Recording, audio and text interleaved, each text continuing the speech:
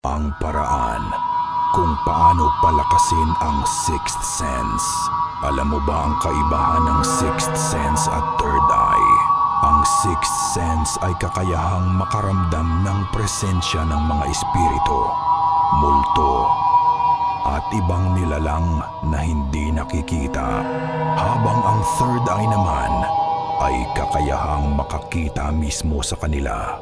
Kung gusto mong palakasin ang iyong sixth sense, subukan mo ito.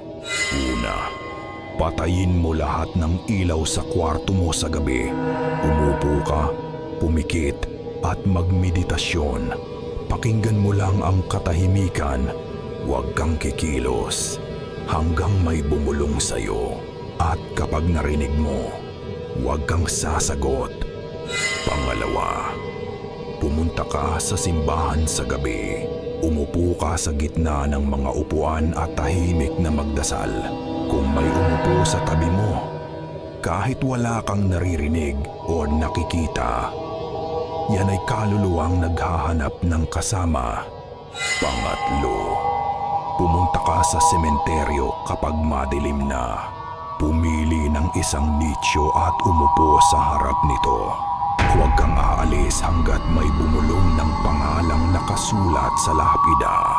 Pag narinig mo, ibig sabihin, narinig ka rin nila.